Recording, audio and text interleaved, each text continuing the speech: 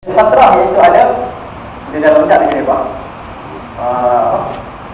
Turun balik lah ataupun reda lah. Sejak loncatkan tu ada reda. Kemudian Rasulullah SAW mengatakan siapa yang redanya itu ke arah sunnah dia akan berjaya, dan siapa yang redanya itu ke arah yang bukan sunnah pun dia akan binasa. Okay? So perhatikan benda ni. Kalau kita nampak seseorang tu dia terlampau bersungguh-sungguh, khususnya selepas dia itu menjadi seorang yang tidak baik. Macam masa dulu itu dia tidak baik, kemudian dia nak bertukar dalam sesi ataupun masa peralihan itu, kita akan dapati mungkin dia akan bersungguh-sungguh dalam melaksanakan sesuatu amalan, bersungguh-sungguh yang luar biasa sikit. Kita kena bagi nasihat kepada dia supaya kita kena perhatikan dia, supaya kalau masa dia down nanti, masa dia turun nanti, tarik tangan dia ke arah sunnah Rasulullah SAW. Okay, jangan biarkan dia menghala ke arah lain. Wa inna ahabbal a'mali ila Allah ma dama wa in qalla. Sebaik-baik amalan di sisi Allah Taala ialah yang berterusan walaupun sedikit. Dalam satu hadis yang diriwayatkan oleh Imam Al-Bukhari dan juga Muslim, sedikit tapi berterusan lebih baik daripada dibuat secara mendadak. Mungkin tak 3 bulan, 3 tahun tak apa, tapi lepas tu turun habis. Itu tidak diingini oleh Islam, seperti mana yang dibawa oleh Rasulullah SAW. Baik. Hadis Salman Al-Farisi, hadis Salman tadi menunjukkan yang kita kalau nak beribadat, kita mesti mengikut rentak Rasulullah SAW. Okay? Kalau kita merasakan kita nak beribadat bersungguh-sungguh tanpa melihat petunjuk Nabi SAW, amalan tersebut adalah satu amalan yang tidak tepat, seperti mana yang dijelaskan oleh Salman dan diperakui oleh Rasulullah SAW. Selepas kita memastikan amalan kita itu tepat, ikhlas, okay? Kita mestilah pertama sekali kita kena kita kena pastikan bahawa amalan kita mendapati sunnah Rasulullah SAW. Selepas itu, mungkin juga sebelum itu, kita mesti memastikan juga bahawa amalan kita mestilah menepati keikhlasan untuk Allah Subhanahu Wa Taala. Demikian ada 2 perkara, iaitu pertama ialah nak buat amalan mesti sesuai dengan petunjuk Rasulullah SAW, perintah Rasulullah ataupun amalan Rasulullah SAW. Yang kedua ialah buat itu bukan untuk menunjuk-nunjuk, bukan untuk apa-apa tujuan lain, tetapi buat itu murni suci kerana Allah Subhanahu Wa Taala sahaja. Kedua amalan ini ataupun 2 prinsip ini adalah apa yang disebutkan oleh ulama kita sebagai 2 syarat penerimaan amalan. 2 syarat amalan akan diterima ialah pertama, ikhlas kerana Allah Subhanahu Wa Taala. Yang kedua ialah menepati sunnah Rasulullah SAW. Faman kana yarju liqa'a rabbih falyamal 'amalan salihan wa la yusyrik bi ibadati rabbih ahada.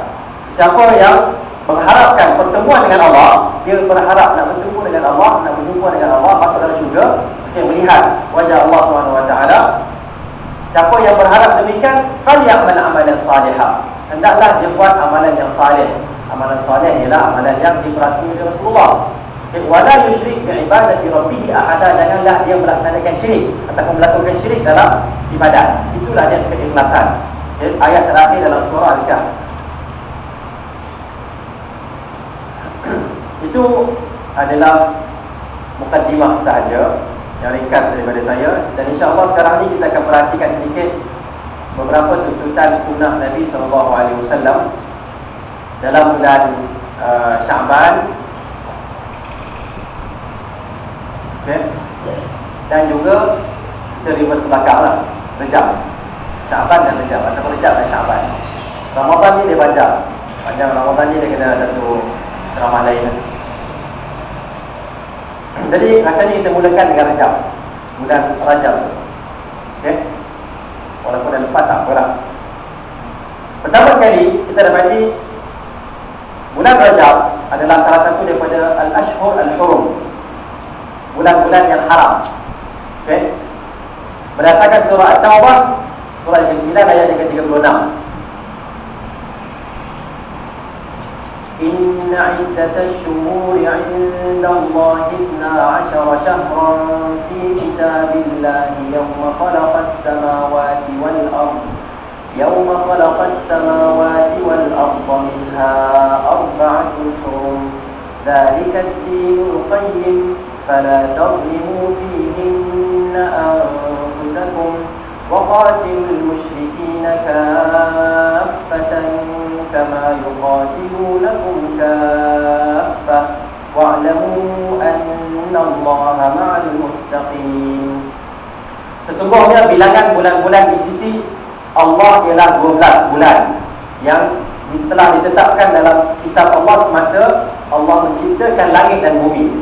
Di antaranya 4 bulan yang dihormati. Minha arba'atul hurum. 4 bulan yang dihormati. Apa yang kita sebutkan sebagai bulan-bulan haram. Agaknya dalam bahasa kita kan. Ketetapan yang demikian itu ialah agama yang betul, lurus. Maka janganlah kamu menganiaya diri kamu dalam bulan-bulan yang dihormati itu. Maksudnya jangan melakukan kezaliman. Pada bulan-bulan 4 ini khususnya, jangan buat kezaliman ke atas diri sendiri. Okay, maksudnya di kalangan sendiri lah, antara kita manusia. Jangan kita menzalimi antara kita dengan melanggar larangannya. Dan perangilah kaum kafir musyrik seluruhnya sebagaimana mereka memerangi kamu seluruhnya. Dan ketahuilah semuanya Allah beserta orang-orang yang bertakwa. Okay. So di antara dosa kita nak tahu dulu 4 bulan tu az-zamanu qad istadara kahayati kahayatihi yawma khalaqa as-samawati wal ardh as-sanatu 12 syahra. Sesungguhnya waktu telah kembali seperti keadaannya pada hari Allah mencipta langit dan bumi. Okey, sabda Rasulullah SAW, 1 tahun mempunyai 12 bulan. Minha arba'atul hurum. Di kalangannya, di antara 12 bulan itu ada 4 bulan yang haram ataupun yang dihormati. Salasatul mutawaliyat. 3 yang berterusan, iaitu Zulqa'dah, Zulhijjah dan Al-Muharram. Wa Rajab Mudhar dan Rajab kabilah Mudhar. Di antara Jumadah dan Sya'ban. Yang tempatnya ialah selepas Jumadah ataupun Jumadi Al-Awwal, Jumadah Al-Thaniyah ataupun Al-Ukhra dengan Sya'ban. Yang pentingnya sebelum Sya'ban lah, Rajab ni. Okay. Hadis yang diriwayatkan oleh Imam Al-Bukhari dan juga Muslim. So, kita tahu di sini bulan Rajab adalah bulan salah satu daripada 4 bulan haram.